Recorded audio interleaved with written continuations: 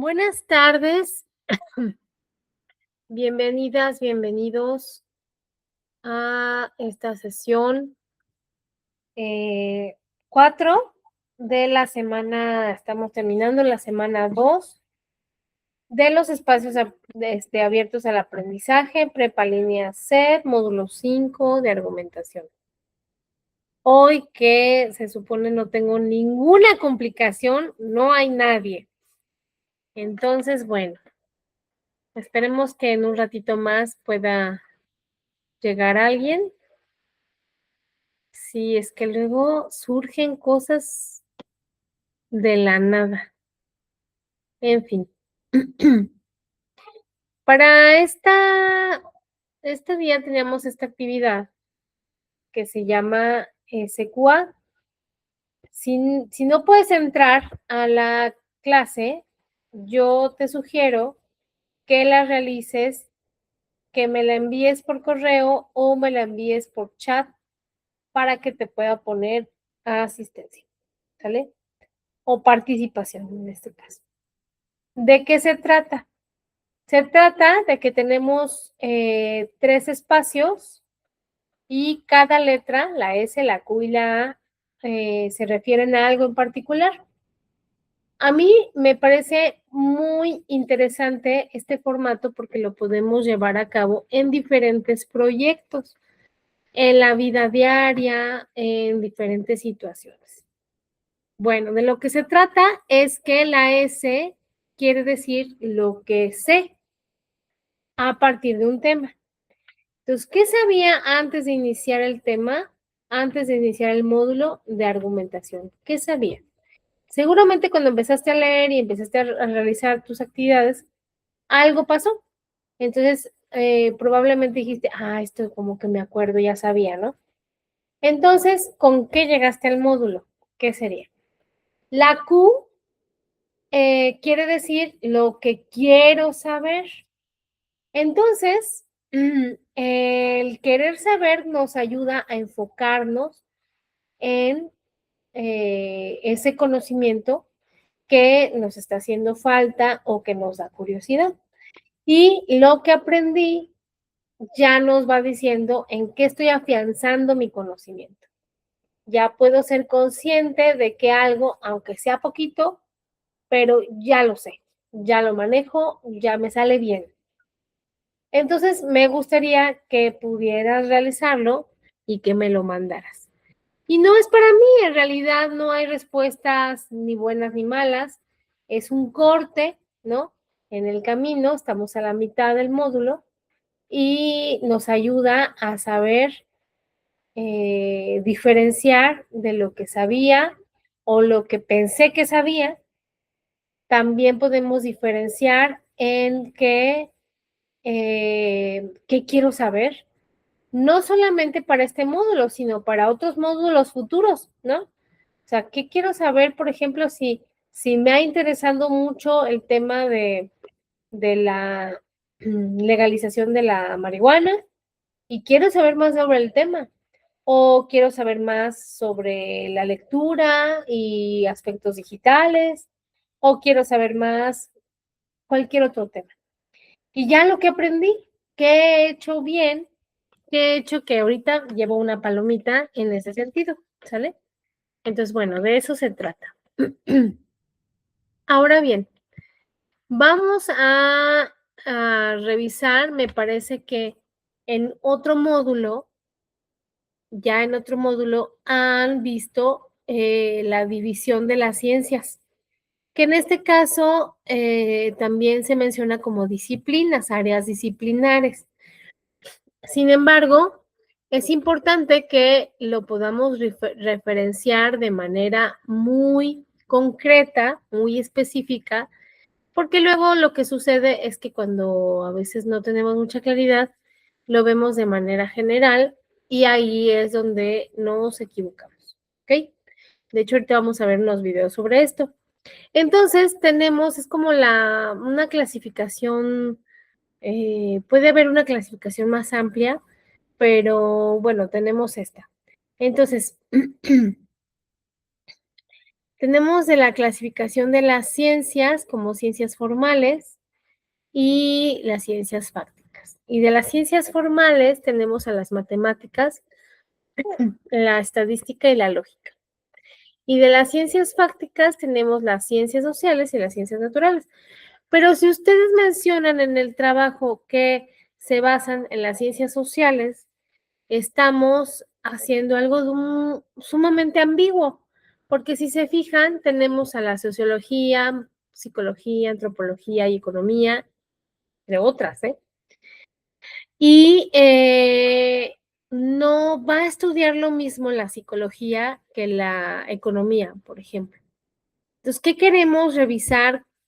O sea, al nombrar una de estas disciplinas, áreas disciplinares, ¿cómo la vamos a relacionar? ¿Por qué la vamos a relacionar de esa manera? Entonces, sí tenemos que ser muy específicos y para eso tenemos que investigar, ¿sale?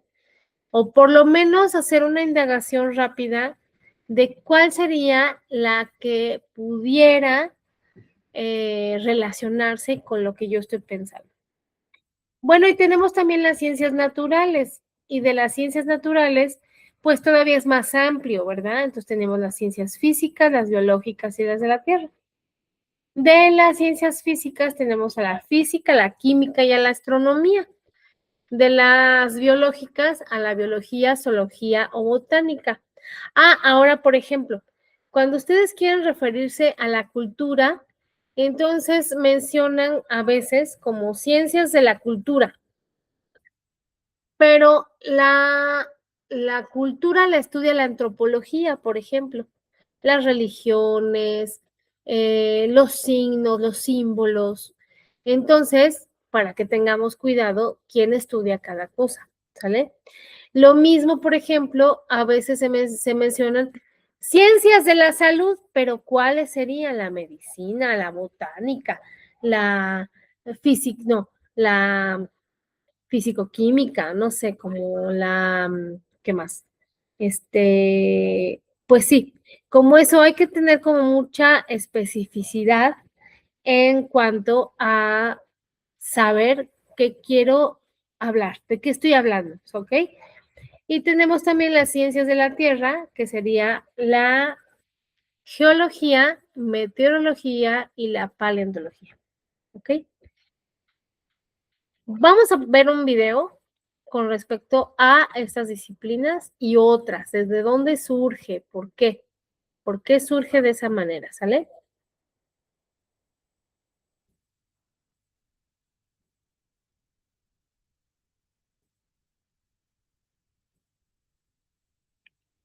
Primero, estaba la clasificación de las ciencias, pero primero hay que ver de dónde surge. Entonces, vamos a hablar de la madre de las ciencias, ¿sale? Apago mis...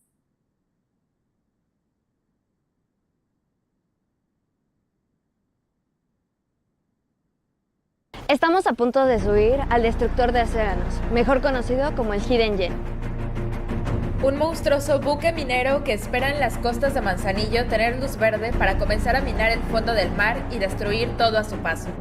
Tener océanos sanos es vital para el equilibrio de la vida en la Tierra, sin embargo ya enfrentan graves amenazas. No podemos agregar una más.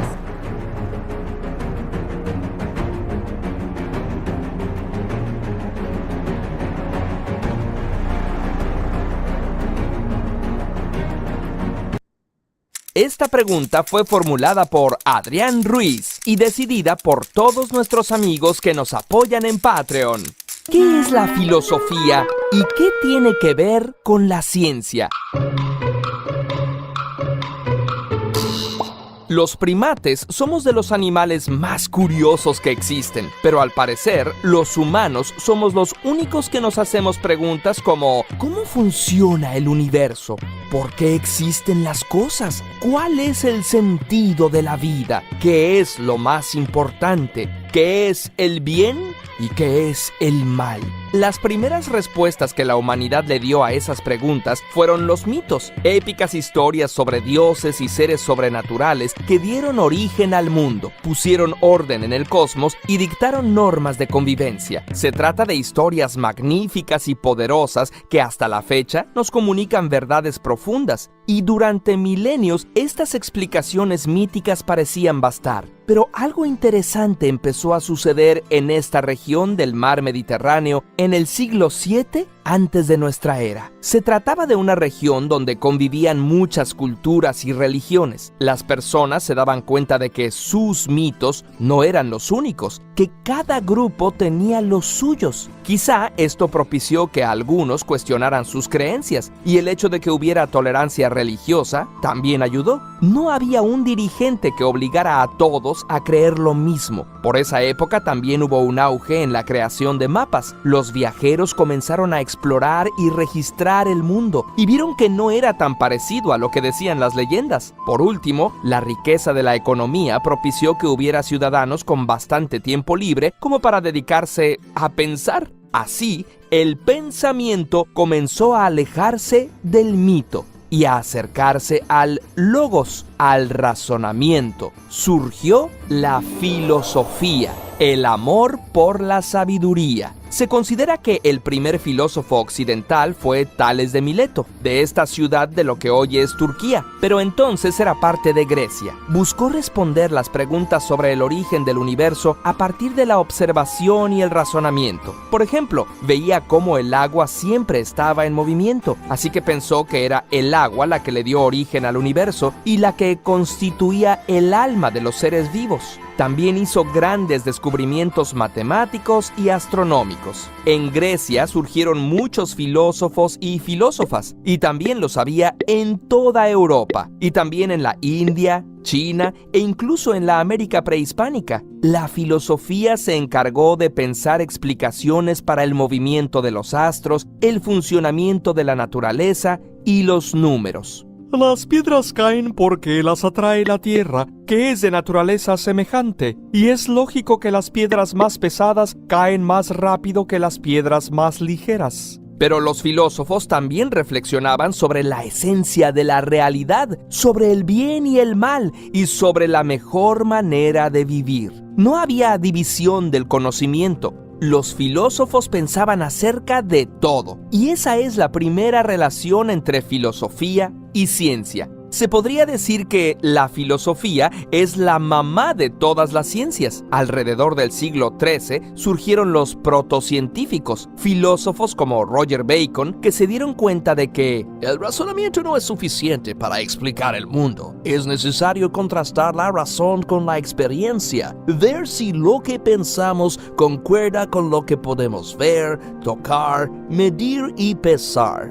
A esta corriente filosófica se le llamó empirismo y es la que llevó a Galileo Galilei a hacer experimentos para ver si lo que pensaban los antiguos filósofos era cierto. ¡Ah! ¡Aristóteles estaba equivocado! Durante mucho tiempo, a quienes hacían experimentos, tomaban medidas, reflexionaban y elaboraban teorías, no se les llamó científicos, sino filósofos naturales. Incluso Newton en el siglo XVIII era considerado un filósofo natural. Fue hasta el siglo XIX que se empezó a hablar de científicos. Pero no creas que la ciencia reemplazó a la filosofía. Hasta la actualidad, la labor de los filósofos sigue siendo cuestionarlo todo. La ciencia hace preguntas que se responden con información, preguntas de respuesta cerrada como ¿cuántas estrellas hay en la galaxia? ¿Cómo evolucionan las especies? ¿Cuál es la causa de la calvicie? Por su parte, la filosofía se hace preguntas abiertas que admiten más de una respuesta siempre que estén basadas en el razonamiento, como ¿la libertad existe o es una ilusión? ¿Qué significa ser feliz? ¿Qué se necesita para ser humano?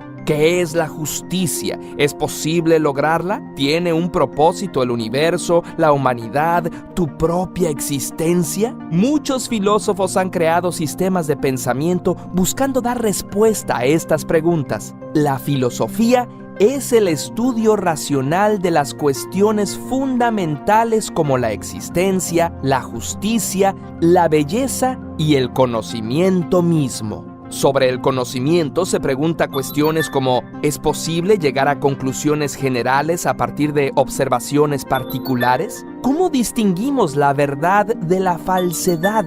¿La realidad tiene existencia independiente de quien la observa? Y esta es la segunda relación entre filosofía y ciencia. Hay una rama de la filosofía especializada en reflexionar sobre la ciencia. Uno de los principales exponentes de la filosofía de la ciencia fue Karl Popper, quien argumentó que es posible probar que una teoría empírica es falsa, pero es imposible probar que es verdadera. Este pensamiento, llamado falsacionismo, es hasta la fecha el paradigma imperante en la ciencia, al grado de que se considera que cualquier afirmación que no sea falsable no es científica. Curiosamente, agradecemos mucho a Paulo Reinaldo Calvo, Francisco Tejeda.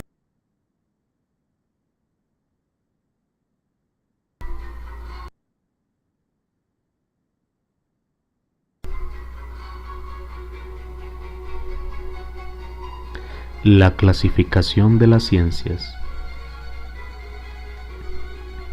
Durante la historia, las diferentes ciencias se han clasificado de diferentes maneras.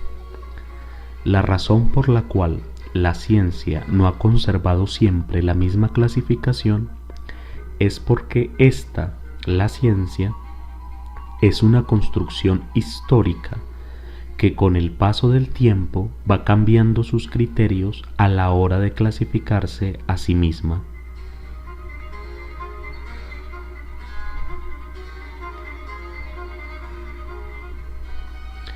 El proceso de clasificación de las ciencias es tan antiguo como la historia del hombre. Sin embargo, recuerden que durante el periodo antiguo e incluso el mismo medioevo, ciencia y filosofía eran equivalentes, y que el término ciencia, separado de la filosofía, se comenzó a utilizar en el Renacimiento, cuando la astronomía y la física comenzaron a sistematizar su propio método de estudio y por lo tanto definieron de manera muy precisa su propio objeto de estudio. De lo anterior se desprende que algunos autores consideren que lo que caracteriza una ciencia es fundamentalmente su método de estudio, es decir, el modo de pensar y actuar de dicha ciencia, que debe ser planificado, ordenado y orientado hacia un fin.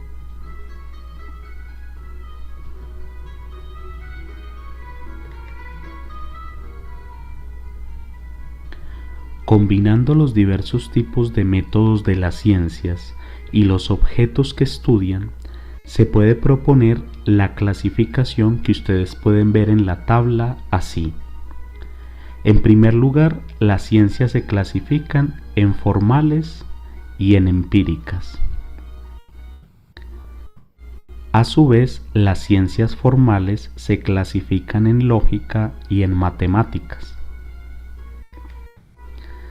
La clasificación de las ciencias formales en lógica y matemáticas se debe a que lo formal tiene que ver con estructuras mentales que intentan explicar la realidad a partir de formas creadas por el hombre. Una de esas formas es, por ejemplo, los números. De esta manera se intenta simplificar la complejidad del mundo. Es decir, los científicos formales, los lógicos y los matemáticos no trabajan con las cosas u objetos que existen en el mundo, sino con realidades creadas por ellos mismos en su mente. Nuevamente coloco de ejemplo los números, pero también están las letras y los símbolos que ustedes pueden ver en la imagen. A estos símbolos se les denomina formas y de allí su nombre, ciencias formales. En cambio, las ciencias empíricas sí trabajan con los seres de la naturaleza, por ejemplo las plantas, los animales, los seres humanos y cualquier tipo de materia inerte, entre otros. De allí que se denominen empíricas, puesto que sus objetos de estudio se pueden evidenciar a través de los sentidos. Las ciencias empíricas a su vez se clasifican en ciencias naturales y en ciencias sociales. Las naturales tienen que ver con todo lo físico que se encuentra en la naturaleza, tanto vivo como inerte. Si son seres vivos, se llaman ciencias naturales biológicas. Y si son seres inertes, se llaman ciencias naturales físicas. En cambio, las ciencias sociales se dedica exclusivamente al estudio del hombre como ser racional, como persona, como sociedad. Un ejemplo de las ciencias naturales físicas son la geología, cuyo objeto de estudio son los suelos o las capas terrestres, y la astronomía, que estudia todos los cuerpos que están fuera de nuestra atmósfera. Un ejemplo de las ciencias naturales biológicas son la botánica, que es la ciencia que estudia las plantas, la zoología, ciencia que estudia los animales, la genética, ciencia que estudia los genes, y en general todas las ciencias que estudian organismos vivos se ubican en esta clasificación. Finalmente, las ciencias sociales, como ya afirmamos anteriormente, se centrarán solamente en el ser humano. Por ejemplo, el ser humano en relación con su mente, que sería el objeto de estudio de la psicología. El ser humano en relación con los otros, la sociología. El ser humano en relación con el poder, la política. El ser humano en relación con los medios con los cuales subsiste, la economía, y así sucesivamente con las demás ciencias que se ubican en esta categoría. En síntesis, las ciencias se clasifican en ciencias formales y empíricas. Las ciencias formales se clasifican en lógica y matemáticas.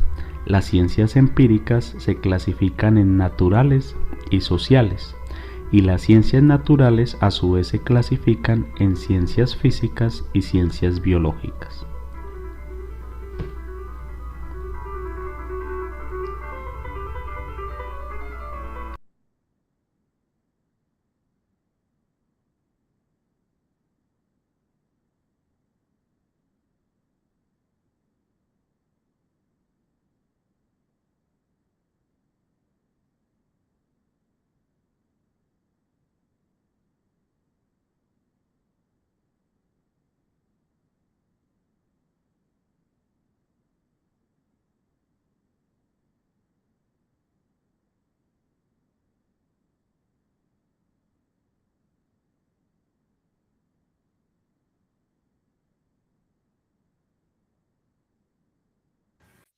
Bueno, pues ahí está.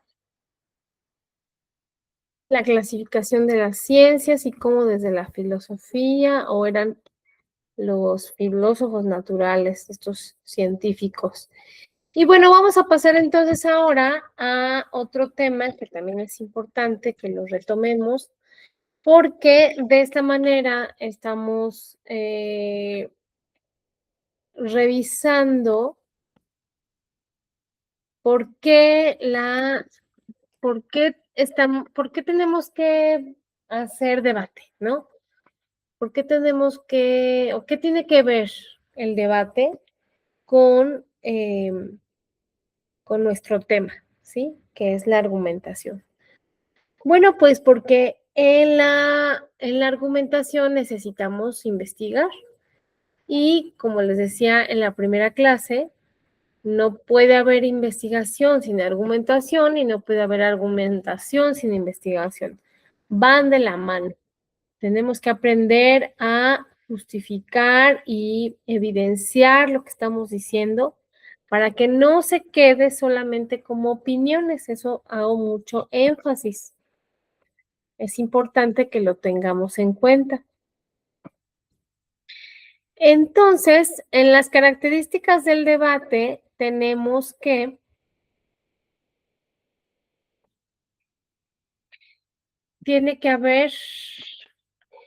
tenemos que definir un tema. ¿Se fijan? Se está tomando en cuenta en el foro de integración.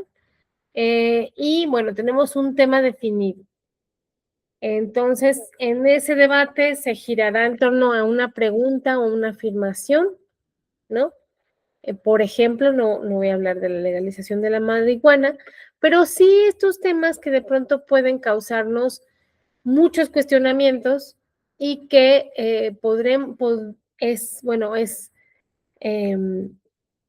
se puede hacer un buen ejercicio si podemos abrirnos a escuchar las diferentes o los diferentes puntos de vista, ¿no? Y quien ganará en este caso el debate es quien lleve mejor los argumentos.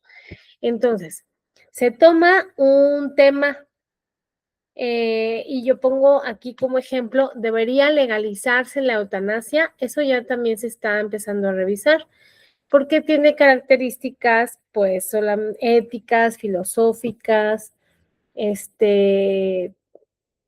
y bueno, pues un montón de también legales, ¿no?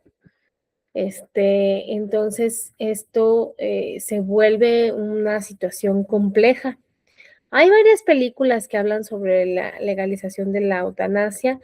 La que más me acuerdo se llama Antes de ti, creo que sí, ¿no? O Después de ti. Ay, no sé si Después de ti o Antes de ti. Y esa es muy bonita, es muy romántica, pero justo toca ese tema, ¿no? O sea, este chico que no quiere ser una carga para su familia después de haber sido tan deportista, de deportes de alto, sí, de alto extremo, ¿no? Deportes extremos, y bueno, pues así pasa. Entonces, bueno, otro tema podría ser la tecnología mejora las relaciones humanas, ¿sí o no? Porque las posturas opuestas participan al menos dos partes como posiciones contrarias, una a favor y otra en contra.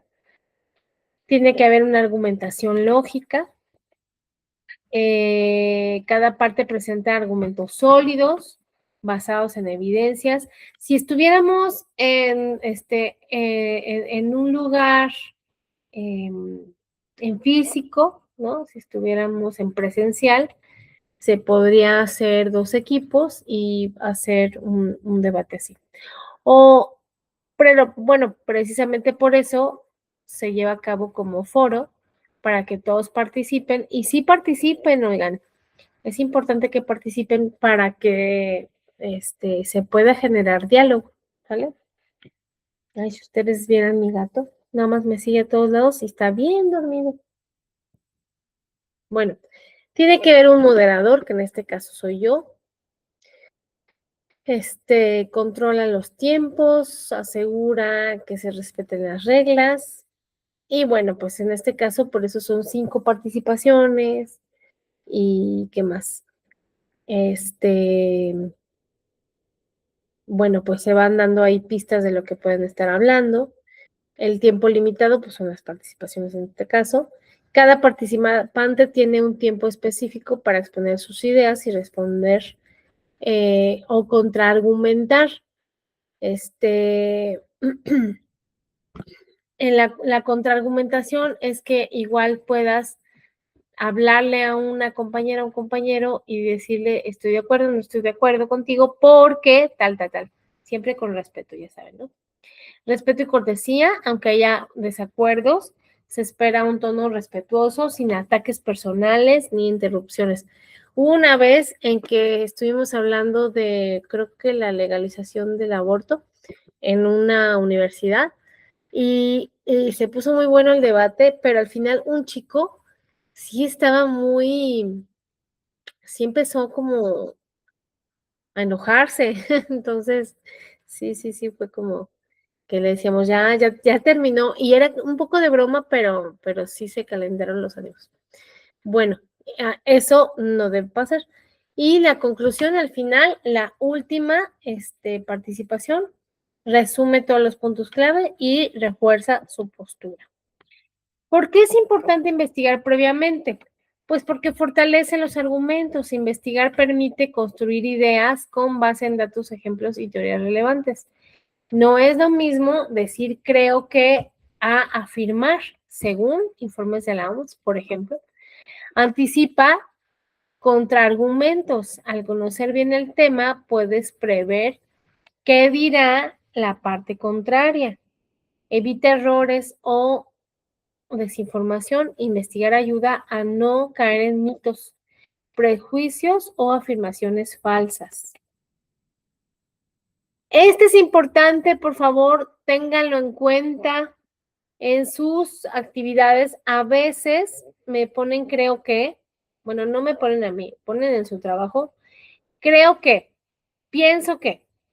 Y podríamos cambiarlo a afirmo que, aseguro que, manifiesto que, considero y sostengo. Puede ser.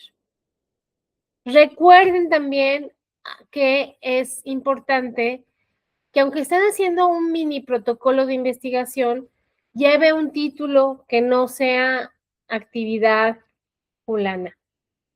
Póngale un nombre a su trabajo. Háganle una pequeña introducción, vayan haciendo un desarrollo, conclusión y fuentes de consulta. No se les olvide las fuentes de consulta. Las personas que no están poniendo escribiendo o brindando las fuentes de consulta, al principio en el primer trabajo o en el primer trabajo, pues ya sabemos que estamos hablando del ensayo de Octavio Paz. En el segundo, si están leyendo ciertas, ¿cómo se le llama? Se me fue el nombre. Artículos. Si están leyendo algunos artículos que ahí mismo están en la plataforma, pónganles por favor las fuentes de consulta. Y de aquí para adelante tienen que usar fuentes de consulta, hacer un apartado hacia el final del trabajo con fuentes de consulta. De lo contrario, se va a tomar como plagio. Entonces, por favor, háganlo. ¿Sale? ¿Cuáles son sus características del debate? Pues ya las vimos. Ah, se repitió.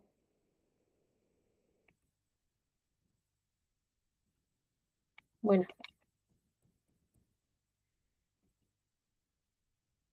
Déjenme ver si, porque en la sesión pasada ya ven que mi computadora no tuvo, no, más bien el cable, no sé, no, ya no servía, hasta echaba chispas, me dio miedo.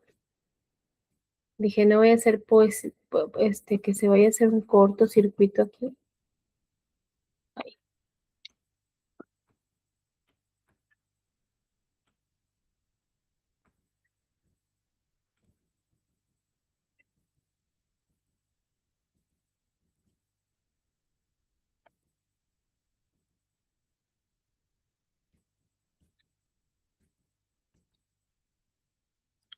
Bueno, ya.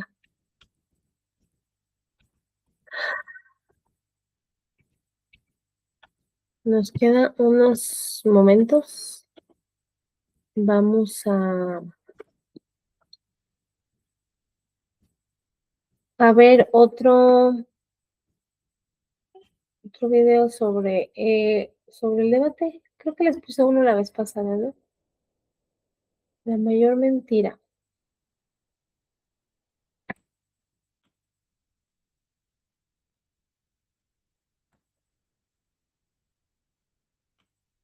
Ciencias normales y salud.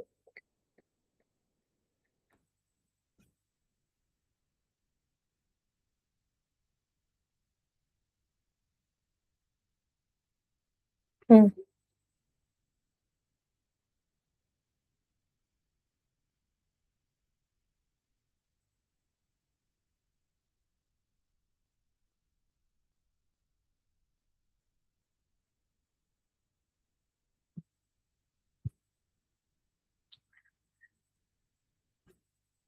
Ahí voy.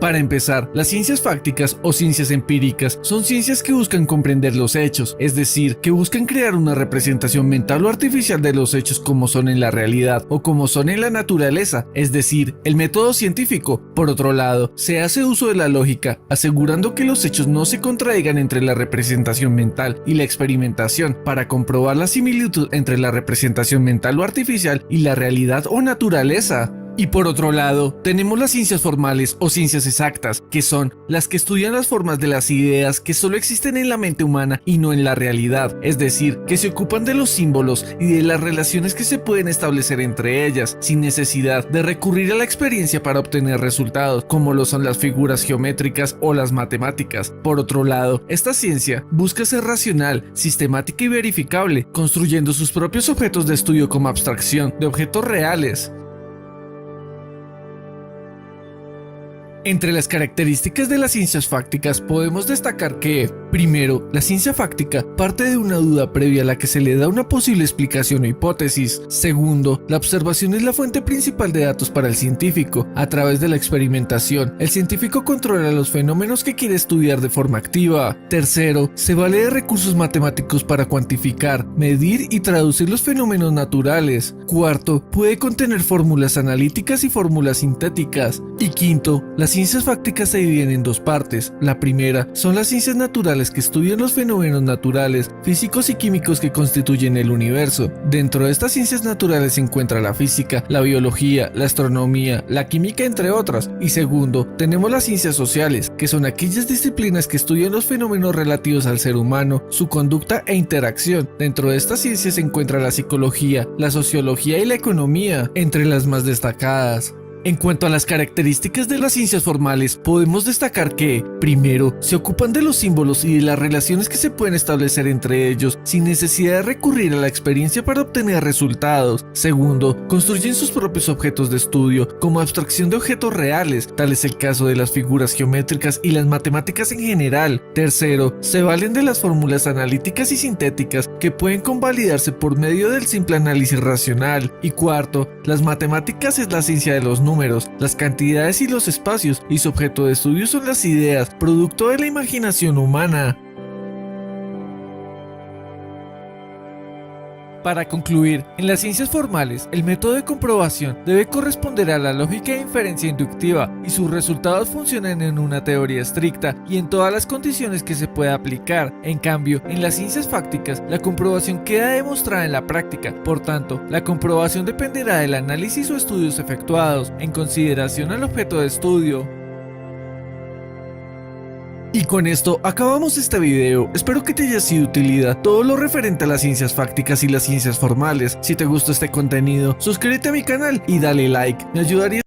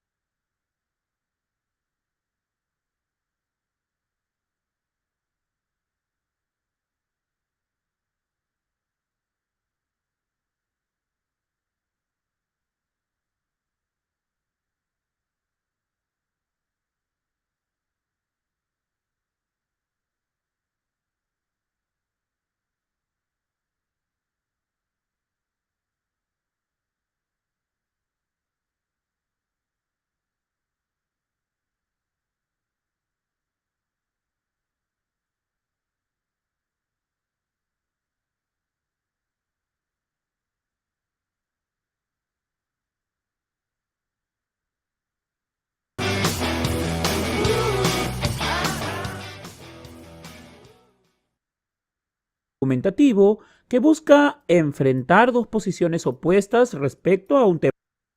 El debate es una técnica de discusión formal de carácter argumentativo que busca enfrentar dos posiciones opuestas respecto a un tema polémico, es decir, que tiene más de un punto de vista. Para que un debate se pueda dar, necesitamos a unos participantes informados que se dividen entre los que están a favor y en contra del tema. Estos han estudiado y analizado dicho tema para luego plantear sus propios puntos de vista. Además, tenemos a un moderador, que es aquel que dirige y hace cumplir las reglas del debate. Todo debate requiere que los miembros desarrollen la argumentación, que consiste en exponer las razones o pruebas, llamadas argumentos, con las que defenderemos o fundamentaremos un punto de vista o tesis. La argumentación tiene por finalidad comunicativa convencer o persuadir a un lector sobre una tesis, la cual se presenta como una afirmación. Cuando argumentamos, se busca que el lector u oyente se convenza de lo que planteamos. Para ello, debemos defender nuestro punto de vista con argumentos coherentes y convincentes. Los argumentos a favor se llaman pruebas y los argumentos en contra se denominan objeciones. El debate, finalmente, debe seguir más o menos este proceso. Primero, se elige un tema para debatir. Este tema debe ser polémico, es decir, debe tener más de un punto de vista. Los participantes para un debate deben darse un tiempo para analizar el tema y construir argumentos coherentes con respecto a la perspectiva que les ha tocado defender. Esto quiere decir a favor o en contra. El debate debe darse por turnos, en donde se priorice el diálogo, es decir, la exposición ordenada de las ideas, preguntas, respuestas, argumentaciones y contraargumentaciones. Las intervenciones no deben ser muy extensas y tienen que ser limitadas por un lapso de tiempo prudente. Aunque un debate es finalmente una exposición de ideas que se alimenta gracias a las diversas perspectivas sobre un determinado tema, se suele dar por ganador a aquella postura que posee argumentos más convincentes, coherentes y lógicos. Para ejemplificar todo lo antes mencionado, veamos el siguiente debate entre dos estudiantes de una escuela secundaria. Queridos estudiantes, bienvenidos al debate de hoy. En esta ocasión reflexionaremos sobre las tareas escolares. Para ello hemos invitado a dos de sus compañeros, Sandra y Carlos. Ellos nos darán sus puntos de vista sobre el tema. Sin más, comencemos con la intervención de Carlos. Buenos días a todos. Bien, desde mi punto de vista, considero que las tareas escolares son innecesarias. Los profesores ya no deberían dejar tareas, ya que éstas estresan a los estudiantes y les hacen perder su tiempo para el ocio. Además, por la experiencia que he podido ver de otros estudiantes, al final las tareas no sirven para nada. Muy bien, Carlos. Ahora le toca el turno a Sandra. Buenos días a todos. A ver, Carlos, no estoy de acuerdo con tu punto de vista. Las tareas escolares, aunque a veces pueden resultar complicadas, sirven para que desarrollemos competencias necesarias para que nuestro aprendizaje sea significativo. Bueno, eso lo dirás tú, pero para muchos, las tareas escolares muchas veces son irrelevantes.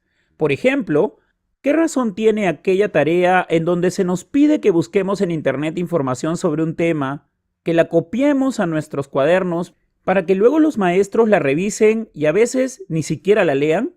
Como ves, las tareas son una pérdida de tiempo. Entiendo tu argumento, pero el problema no radica en la tarea en sí, sino en el profesor que no sabe que las tareas deben servir para reforzar lo aprendido y no ser solo un acto repetitivo. Ya, pero debes tener en cuenta que existen estudiantes que aprenden sin la necesidad de hacer tareas. Claro, claro.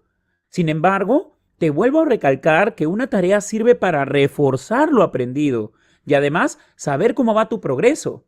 Por ejemplo, si en la clase de hoy se abordó el tema el ensayo, una buena tarea sería que sigas los pasos necesarios para redactar uno. Si logras una redacción conforme a los lineamientos que se te plantean, pues es obvio que has aprendido. Está bien, puede que tengas razón, pero creo que por lo menos no deberían existir las tareas para la casa. Debemos tener un tiempo de ocio para nosotros, y que la escuela nos reduzca ese valioso tiempo con tareas es una barbaridad. Claro, estoy de acuerdo con lo que dices. No obstante, existen tareas que requieren un tiempo determinado para su ejecución. Por ejemplo, un ensayo no se redacta en un par de horas. Por eso considero que mientras se dé un tiempo prudente para realizar dicha actividad, no le veo ningún problema ni afectaría el tiempo de ocio que necesitamos todos. Yo creo más bien que debemos aprender a ser organizados con nuestros deberes para que así nos alcance tiempo para todo. Caray, lo que dices es convincente, querida amiga. No solo es convincente, amigo mío, sino que considero que deberías conversar con tus profesores para que puedan dejar tareas más significativas y de acuerdo a lo que te enseñan. Pienso, finalmente, que mientras más se exige de tu lado intelectual, crítico, reflexivo y creativo en una tarea, mejores resultados tendrás. Buenas, Ma. Sí, estoy muy Gracias. contento. Es una muy buena oportunidad. Con muchas ganas de poder Sabroso. empezar todo. Muy Y será mayor el desarrollo de tus capacidades. Fin. Como hemos podido observar, en el debate entre Carlos y Sandra se dio lo siguiente. Ambos defendieron un punto de vista respecto a un tema, en este caso las tareas escolares, donde Carlos estuvo en contra y Sandra a favor de ellas. Los argumentos de Sandra resultaron ser convincentes, porque se centraron en la naturaleza e importancia de las tareas escolares en el aprendizaje, mientras que Carlos se centró en que las tareas son una pérdida de tiempo. No obstante, Sandra supo refutar los argumentos de Carlos analizando lo que el estudiante planteaba para así construir argumentos más coherentes y lógicos que resultaban convincentes. Finalmente, quien gana el debate por la calidad argumentativa es Sandra. Sin embargo, los que más ganan somos todos, pues gracias a esa exposición alturada de ideas, hemos ampliado nuestra visión sobre las tareas escolares. En suma, el debate es una técnica de discusión de carácter argumentativo que busca hacer que dos posturas justifiquen sus puntos de vista usando argumentos coherentes y lógicos, propiciando de esta manera un diálogo que amplíe las visiones que se tienen sobre un tema en concreto. Sin duda, aplicar esta técnica dentro de las aulas constituye un reto, pero sobre todo una posibilidad para aprender a defender nuestras ideas y desarrollar el pensamiento crítico y significativo en nuestros estudiantes. Eso es todo por hoy. Espero que este video te haya sido de mucha utilidad. Si es así, no olvides regalarme un me gusta, compartir este contenido y suscribirte a mi canal para seguir creando